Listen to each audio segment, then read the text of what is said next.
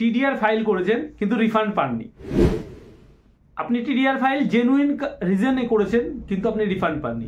আজকের ভিডিওটি শেষ পর্যন্ত দেখুন। শেষে একটি বিশাল বড় ইম্পর্টেন্ট আপডেট দেবো আপনাদের। ভিডিও শেষ পর্যন্ত দেখুন, স্কিপ করবেন না। স্কিপ করলে কিন্তু আপনারা মিস করে যাবেন অনেক কিছু।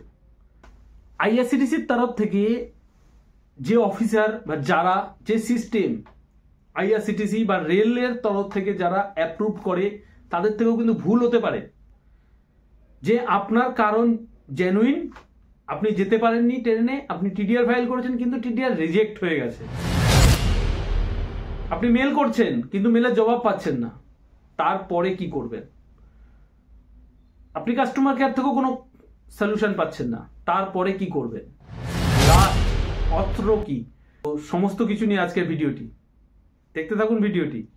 টিডিআর ফাইল আমরা বিভিন্ন কারণে করি, তো সেই টিডিআর ফাইল করার পরে যখন আমাদের রিফান্ড আসে না, মেইন ভিডিও টপিক হলো আজকে এটি। আমি টিডিআর ফাইল করেছি, আমার জেনুইন রিজন, কিন্তু টিডিআর রিজেক্ট হয়ে গেছে। তখন আমরা কি করতে পারি, কি করা যায়? আমি ইউটিউবে অনেক খুঁজেছি এরকম টাইপের ভিডিও, যখন আমি প্রবলেমে পড়েছিলাম। ঠিক এরকম প্রবলেমটি যখন আমি টিডিআর ফাইল করেছি কিন্তু রিজেক্ট হয়ে গেছে, আমার টিডিআর কিন্তু রিফান্ড আসেনি, ফুল রিফান্ড আসেনি। তো আইআরসিটিসি থেকেও ভুল হতে পারে, আমি হাল ছেড়ে দিইনি। আমি কিন্তু লেগে পড়েছিলাম যে যেভাবেই হোক আমি কিন্তু ফুল রিফান্ড নিয়ে ছাড়বো, কারণ আমার রিজন জেনুইন ছিল। যেহেতু এই ব্যাপারটা আমার সাথে হয়েছে, সেহেতু আমি কিন্তু আপনাদের খুব ভালোভাবে এক্সপ্লেন করতে পারবো, আমি কিন্তু খুব ভালোভাবে আপনাদের বলতে পারবো। তার জন্য আজকে কিন্তু একটা জেনুইন ভিডিও নিয়ে এসেছি। আপনাদের কাছে অনুরোধ রইল, প্লিজ ভিডিওটি শেষ পর্যন্ত দেখুন। স্কিপ করলে কিন্তু আপনারা বুঝতে পারবেন না। ভিডিওটি যদি ভালো লেগে থাকে তাহলে অবশ্যই লাইক করে দেবেন এবং একটি মিষ্টি কমেন্ট করে দেবেন এবং আপনার পরিজনের সাথে শেয়ার করে দেবেন। চ্যানেলে নতুন হলে অবশ্যই চ্যানেলটি সাবস্ক্রাইব করে বেল আইকনটি প্রেস করে দেবেন। তো চলুন ভিডিওটি শুরু করা যাক। ঘটনাটি ঘটে 28শে অক্টোবর। 28শে অক্টোবর আমার তৎকাল টিকিট ছিল 6, 7, 8। আমি ওই দিন সকালে দেখি যে 3টে টিকিটের মধ্যে অনলি একটা টিকিট কনফার্ম হয়েছে। আমার বাচ্চা ছিল এবং বয়স্ক মা বাবা ছিল, তো যার জন্য আমি কিন্তু জার্নি করতে পারবো না, যেহেতু আমার একটা কনফার্ম হয়েছে। তো এরকম পার্শিয়াল কনফার্ম টিকিট যখন হয়, এটাকে বলে partial confirm. Partial confirm ticket যখন হয় তখন টিডিআর ফাইল করতে হয়।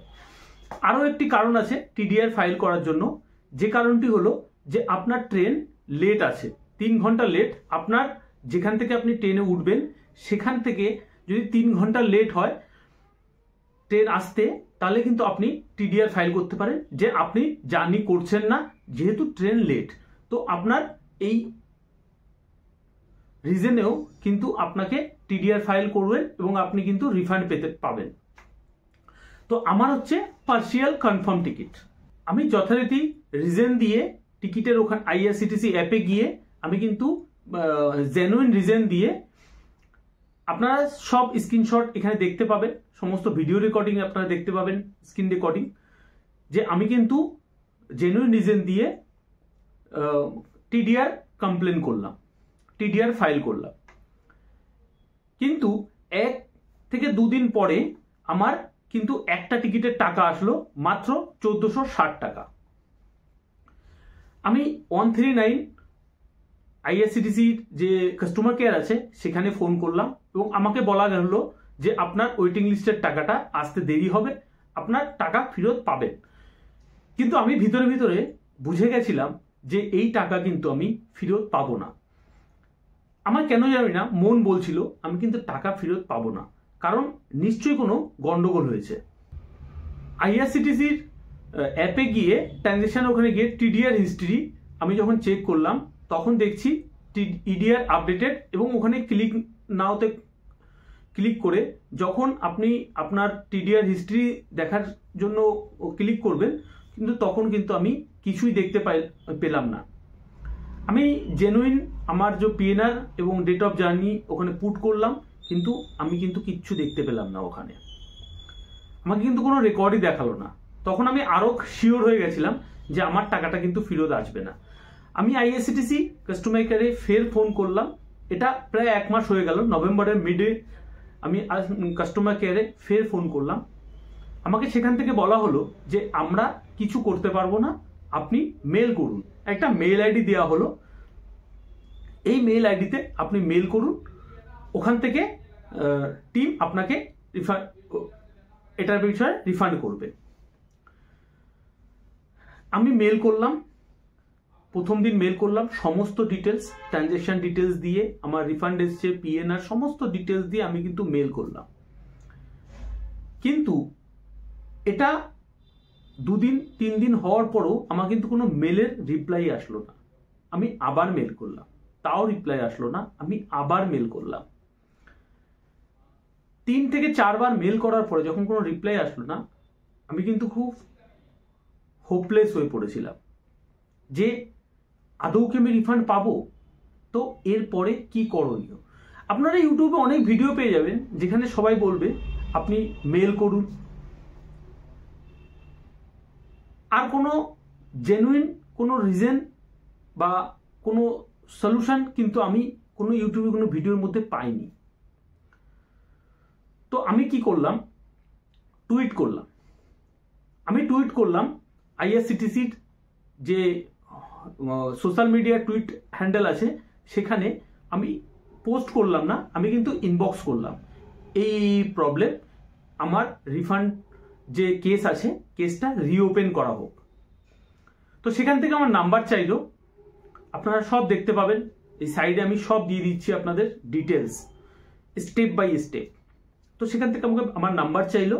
আমার নাম্বারটা যখনই আমি দিলাম তো তখন রেল মাদাতে তারা কিন্তু একটা কমপ্লেন রেজিস্টার করলো যে এটার রিওপেন করার জন্য, রিফান্ড টিডিআর ফাইলটা রিওপেন করার জন্য। এর মধ্যে বলে রাখি যে যেহেতু আপনার প্রায় 45 দিন হয়ে গেছে আমার, সেহেতু আইআরসিটিসি যে ওখানে ট্রানজ্যাকশন, ওখানে গিয়ে টিডিআর হিস্ট্রি বা আপনার রিফান্ড হিস্ট্রিতে ওখান থেকে কিন্তু ওরা অটোমেটিকলি ডিলিট করে দেয় ব্যাপারগুলো, যে আপনার পুরনো কিছু আপনি 2, 4, 6 মাসের কোনো হিস্ট্রি কিন্তু আপনি ওখানে দেখতে পাবেন না। যথারীতি আমি ওখানে গিয়ে দেখলাম যে কোনো কিছু দেখা যাচ্ছে না। তো আমার নাম্বার চাওয়ার পরে ওটা রেল মাদাতে কমপ্লেন রেজিস্টার হলো, আমার কাছে মেসেজ আসলো, এবং এটা 23শে ডিসেম্বরের কথা। তো তারপর আমি 1-2 দিন পরে আমি আবার দেখলাম আইএসটিসি অ্যাপে খুলে টিডিআর হিস্ট্রিতে ওখানে কিন্তু অটোমেটিক শো হয়ে গেল যে আমার কেসটা কিন্তু রিওপেন হয়েছে। আমি তখন একটু হোপফুল হয়ে এলাম যে হয়তো আমি রিফান্ডটা পাবো। ঠিক সেরকমই আমি রেল মাদাত অ্যাপে গিয়ে আমার যে রিওপেন কেস হয়েছে সেই কেসটা আমি ট্র্যাক করলাম। ট্র্যাক করে ওখানে রিমার্ক দিয়ে দিল, আপনারা দেখতে পাচ্ছেন সাইডে, যে বাই মিস্টেকলি আইআরসিটিসি থেকে এটা রিজেক্ট হয়ে গেছিল। তো আইআরসিটিসি থেকেও ভুল হতে পারে। আজকে আপনি যদি হাল ছেড়ে দিতেন তাহলে কিন্তু আপনার রিফান্ডটা পেতেন না। সুতরাং হাল ছেড়ে দেবেন না। আমি রিফান্ড পেয়েছি, আমি কেস রিওপেন হওয়ার পরে রিফান্ড পেয়েছি। টিডিআর হিস্ট্রিতে গিয়ে আমি যখন পিএনআর এবং ডেট অফ জার্নিটা পুট করছি তখন কিন্তু একটা ফুল পেজ আমার সামনে আসছে, আপনারা দেখতে পাচ্ছেন। এই পেজটা এসছে এবং এখানে লেখা আছে টিডিআর অ্যাপ্রুভড এবং 2920 টাকা আমার কিন্তু রিফান্ড হয়েছে। তো আপনারা যারা এই প্রবলেমে পড়েছেন তাদের জন্য বলবো আপনারা টুইট করুন, এবং এই টুইটটি খালি আইআরসিটিসির জন্য নয়, সমস্ত রাস্তা যখন বন্ধ হয়ে যায়, যে কোনো কোম্পানি, যে কোনো বড় বড় কোম্পানি, আপনারা যারাই যদি কোনো প্রবলেমে পড়ে যান যে আপনি কোনো সলিউশন পাচ্ছেন না, আপনি কাস্টমার কেয়ার থেকেও সলিউশন পাচ্ছেন না, আপনারা কিন্তু টুইট করবেন। সোশ্যাল মিডিয়া বিশাল অ্যাক্টিভ বর্তমান জমানাতে, তো আপনারা টুইট করবেন, আপনাদের তুরন্ত রেজাল্ট পাবেন। আমি এরকম অনেক, ফ্লিপকার্ট থেকেও আমার একটা প্রবলেম হয়েছিল, আমি কিন্তু কোনো সলিউশন পাচ্ছিলাম না, আমি কিন্তু টুইট করেছি, আমার কিন্তু প্রবলেমটা সলভ হয়ে গেছিল এবং খুব তাড়াতাড়ি।